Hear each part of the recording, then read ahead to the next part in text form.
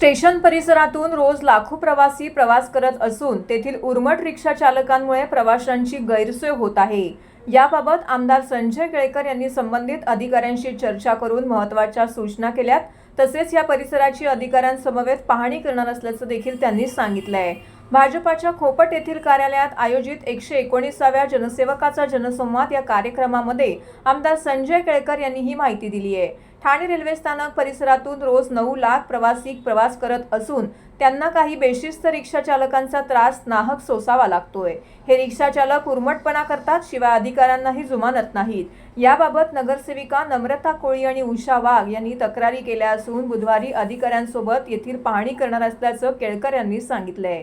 येथे इमर्जन्सी वाहनांकरिता सुरू केलेल्या मार्गिकेमध्ये इतरही रिक्षा चालक घुसखोरी करतात, त्यामुळे प्रवाशांना अडथळा निर्माण होतो। त्यामुळे ही मार्गिका बंद करण्याची सूचना अधिकाऱ्यांना केल्याचं केळकर यांनी सांगितलंय।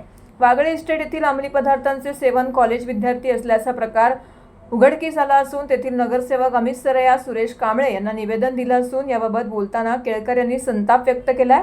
शाळा कॉलेजच्या आवारामध्ये जर अंमली पदार्थ मिळत असतील तर अधिकारी कारवाई का करत नाहीत, तर ही चिंतेची बाब आहे। सहआयुक्तांशी याबाबत बोलणं झालं असून कारवाई होणार नसेल तर भाजपाला रस्त्यावर उतरावं लागेल असा इशारा केळकर यांनी दिला आहे। गेली 4 वर्ष हुक्का पार्लर चळवळ राबवत असून आता ड्रग्ज विरोधात देखील नागरिकांना बरोबर घेऊन चळवळ सुरू करणार असल्याचं केळकर यांनी सांगितलंय। स्टेशनवर जी रिक्षा स्टँड आहे, टॅक्सी स्टँड आहे बघा, ठाणे स्टेशनवर 9 लाखाच्या वर कम्युटर्स रोजच्या रोज प्रवास करतात आणि ज्यावेळेला ते स्टेशनवर उतरतात त्यावेळेला त्यांना जर सहज आणि योग्य पद्धतीने शिस्तबद्ध पद्धतीने रिक्षा उपलब्ध झाली नाही तर त्यांना तासनतास बराच वेळ त्या ठिकाणी त्यांना वेटिंगला राहायला लागतं आणि त्या ठिकाणी अंधाधुंदपणे त्या ठिकाणी हे काम चालू आहे। काही रिक्षावाले जसे प्रामाणिक आहेत, योग्य पद्धतीने वागणारे आहेत, तसे काही रिक्षावाले हे त्या ठिकाणी दादागिरी करून उर्मटपणे त्या ठिकाणी प्रवाशांशी पण वागतात, अधिकाऱ्यांनाही जुमानत नाही।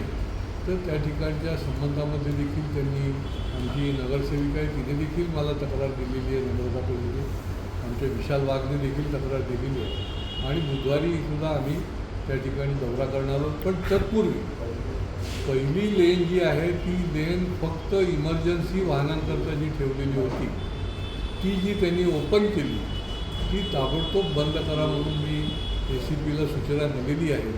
कारण की त्या ठिकाणी ते लोक दुसरे रिक्षावाले जे आहेत ते बसताना ठोकतात आणि त्या ठिकाणी अडथळा निर्माण होतो आणि त्या ठिकाणी मनमर्जीप्रमाणे लांबच्या भाड्यांना तिथे मागणी केली जाते। ते देखील पुढच्या काळामध्ये त्याचा बंदोबस्त पहिली लेन जी आहे ती बंद केली जाणार आहे। बाकी काही ठिकाणी ओशी मिळत नसते, काही ठिकाणी आज तर ते पडघा भागामधले लोक आले होते, त्यांचे इथे ॲडिशनल तहसील ऑफिस जे आहे ते मंजूर होतं, परंतु कुठल्या ना कुठल्या तांत्रिक अडचणीमुळे ते राहिलं।